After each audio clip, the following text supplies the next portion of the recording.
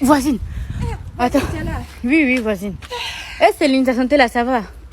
L'argent on a cotisé là, ça suffit ou pas? Voisine, l'argent n'en a pas suffi.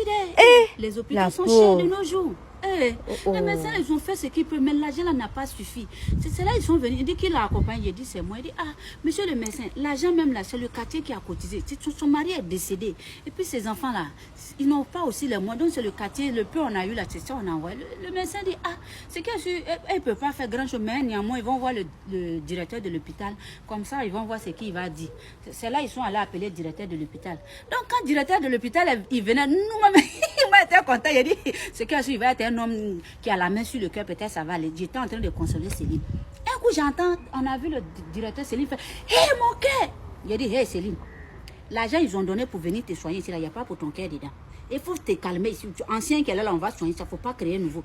Dans ça là, tout le monde son cœur est coupé, elle a commencé à faire diarrhée. Il a dit hey Céline, toi où tu t'en vas à ça là, tu as fait moi, il a été laissé. On dit ancien maladie, on va soigner. Toi tu prends ton cœur. L'argent on a cotisé là, il n'y a pas pour tout ça là dedans. C'est ancien là, nous on soigne. Nouveau tu es en train d'envoyer, nous on ne va pas faire ça.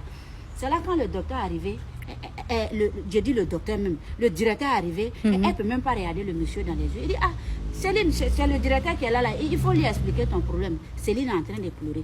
C'est là, elle m'a appelé de côté. Elle dit que... Il dit mais Céline, tu pleures pourquoi? C'est ton mari. Tu sais c'est quoi? Non, non. C'est le fils de son mari.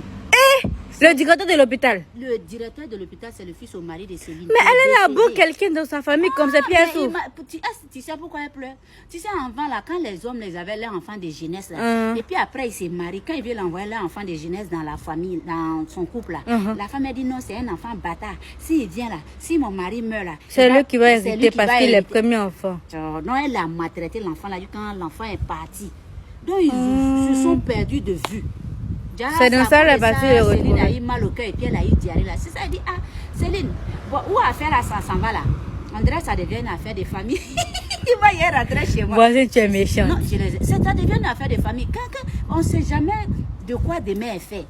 Toi, tu as chassé lui là, quand il va prendre l'héritage de ton mari. Oh, son mari, il est mort, il n'a rien laissé. Tes enfants ne sont pas devenus quelque chose.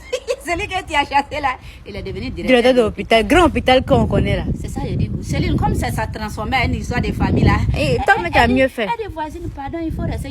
C'est entre vous, c'est en famille. Il faut régler. C'est ça, elle avait honte là-bas. Moi, elle dit, Céline. honte comme ça là, c'est à cause de ça. Moi, il y a des femmes là, sincèrement.